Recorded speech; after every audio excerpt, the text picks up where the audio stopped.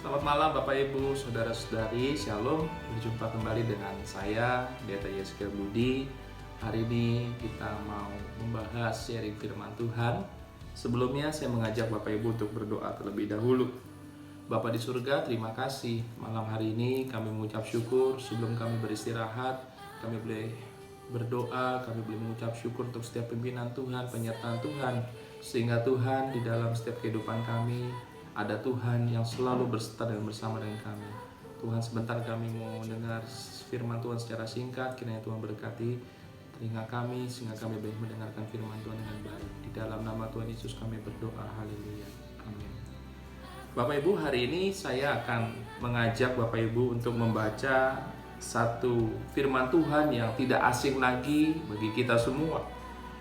Injil Matius pasal 6 ayat yang ke-34.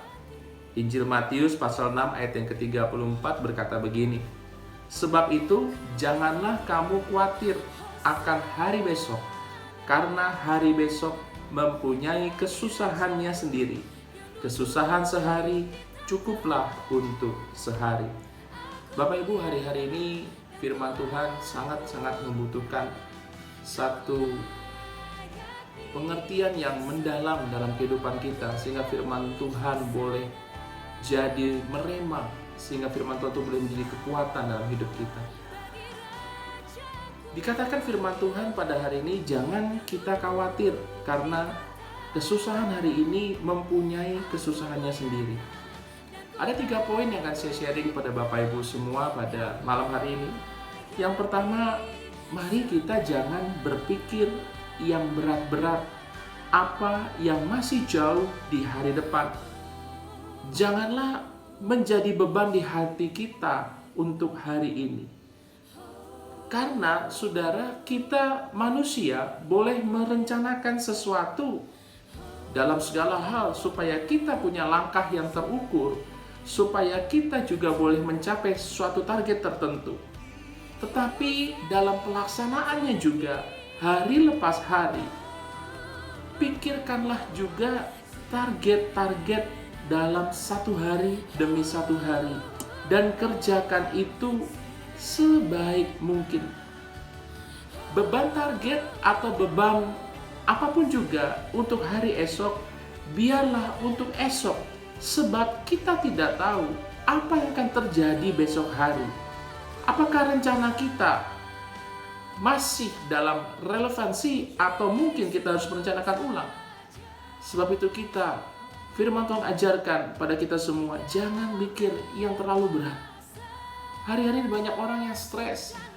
Di Jakarta tambah lagi untuk PSBB sampai bulan Mei nanti. Saudara, bagi orang yang bekerja, ini merupakan satu hal yang merupakan kerugian dalam kehidupannya. Karena dalam 1 bulan kurang lebih tidak ada nafkah dan penghasilan. Tetapi firman Tuhan tetap berkata, iya dan amin, janganlah kamu khawatir akan hari pun, akan apapun juga, sebab hari demi hari punya kesusahan. Yang kedua juga Bapak Ibu, jangan terlalu santai. Kebalikan dari orang yang terlalu khawatir adalah orang yang terlalu santai. Ada suatu kesusahan atau beban yang harus dipikul hari ini, tetapi karena orang ini terlalu santai, dia katakan besok, besok, dan besok, sehingga harus bisa diselesaikan hari ini, tiba-tiba harus ditunda atau diabaikan. Akibatnya saudara, beban itu bertumpuk dan cepat atau lambat pasti akan dipikul juga. Dan setelah itu Bapak Ibu, hidup akan terasa sangat berat. Pada saat beban kita sudah bertumpuk, dan itu adalah satu kesalahan karena kita mengabaikan kesusahan satu hari. Ingat Bapak Ibu, jangan pernah kita menyalahkan orang lain, apalagi Tuhan, karena itu merupakan satu kesalahan kita.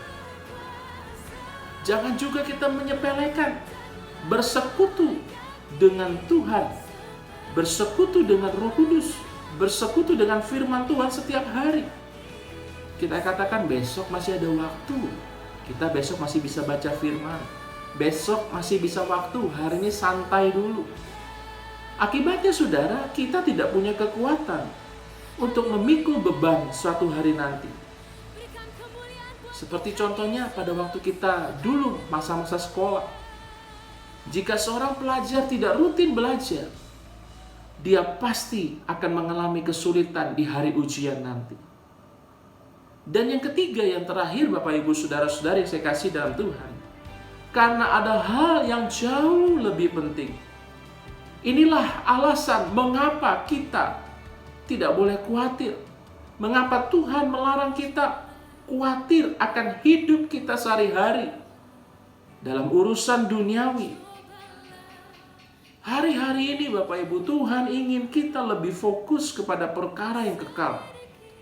Kasihi Tuhan, kasihi sesama kita. Sebab hal rohani atau hal kekal ini pasti terabaikan jika kita terlalu khawatir akan diri sendiri. Jika kita terlalu khawatir akan masa depan kita, bahkan obsesi kita.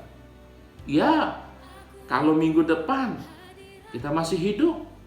Iya, kalau bulan depan kita masih hidup. Iya, kalau tahun depan kita masih hidup. Banyak kesaksian Bapak Ibu. Kita nggak tahu akan hari esok. Bagaimana kalau kita tidak hidup esok, minggu depan, atau bulan depan? Bukankah sia-sia semua kekhawatiran kita? Bukankah sia-sia semua tabungan kita yang mungkin kita sudah susun rapi untuk beberapa tahun ke depan? Sekali lagi Bapak Ibu, tidak ada yang salah dengan semua itu. Yang salah jika kita tidak menyiapkan diri untuk kekekalan. Bapak Ibu, penyebab orang-orang meninggal hari-hari ini bukan hanya sekedar mati karena COVID-19, tetapi masih banyak 1001 penyebab lain. Oleh sebab itu, hari ini Tuhan ingatkan, jangan khawatir. Jangan takut. Dunia ini hanya sementara. Kita punya kehidupan yang kekal. Kita tidak perlu lagi pusing bagaimana dengan COVID-19. Tetapi yang kita harus pusingkan adalah, yang kita pikirkan, apakah kita terangkat ketika Yesus datang kedua kali. Jalani hidup ini hari demi hari bersama dengan Tuhan. Karena surga adalah tujuan akhir kita. Surga adalah bagian kita, dan surga adalah rumah kita. Jangan khawatir, hari ini punya kesusahan hari ini, esok punya kesusahan sendiri. Sehingga kita tahu, kalau burung saja di udara Tuhan pelihara, apalagi kita, anak-anak yang dikasih Tuhan. Kalau bunga di padang Dia hiasi, apalagi kita, orang-orang yang mengasihi Tuhan. Nama Tuhan dipermuliakan. Amin. Mari kita berdoa.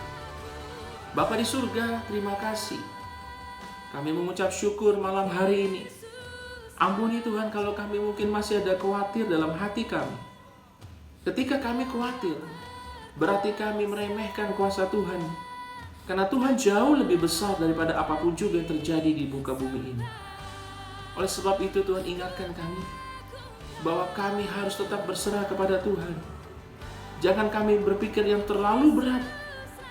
Karena kami tahu ketika kami berpikir yang berat-berat, akhirnya di luar batas kemampuan kami untuk berpikir, kami bisa stres, kami bisa depresi. Bahkan akhirnya kami bisa melupakan Tuhan dalam setiap kegiatan kami. Kami juga tahu Tuhan, beban hidup kami banyak, tapi biarlah kami jalani hari demi hari. Kami juga tidak mau terlalu santai Tuhan. Apa yang bisa kami kerjakan hari ini akan kami kerjakan. Sehingga besok atau lusa atau minggu depan kami tidak tahu apakah kami masih hidup atau tidak. Dan kami tahu satu hal, Tuhanlah yang memelihara hidup kami. Kami tidak perlu takut dan kami tidak perlu khawatir. Kami tahu ada hidup yang kekal, yaitu surga yang mulia yang menjadi tujuan kami. Sehingga itulah fokus kami saat-saat ini Tuhan. Rumah kami adalah di surga. Kuatkan kami semua, cukupi apa yang kami butuhkan. Baik hari ini, baik bulan depan, baik kapanpun. Karena Tuhan menyertai kami sampai pada kesudahan zaman. Terima kasih Tuhan. Kalau burung di udara, Tuhan pelihara. Bunga di padang Tuhan hiasi. Kami anak-anak Tuhan. Kami hidup di dalam pemeliharaan Tuhan. Nama Tuhan dipermuliakan. Terima kasih Tuhan. Kami akhiri renungan kami dan doa kami. Sebentar kami akan istirahat, kami akan tidur, kami mengucap syukur, dan biarlah besok kami boleh bangun dengan tubuh yang sehat untuk kami boleh kembali beraktivitas. Tuhan menjaga dan melindungi kami semua. Umat-umat-Mu Tuhan GP Lembah Kasih di dalam pemeliharaan Tuhan. Nama Tuhan dipermuliakan. Dalam nama Tuhan Yesus, kami berdoa dan mengucap syukur. Haleluya. Terima kasih Bapak Ibu buat setiap perhatian Bapak Ibu akan firman Tuhan ini, sehingga nama Tuhan dipermuliakan. Sampai berjumpa lagi di dalam firman Tuhan yang akan mendatang. Nama Tuhan dipermuliakan. Shalom, Tuhan memberkati.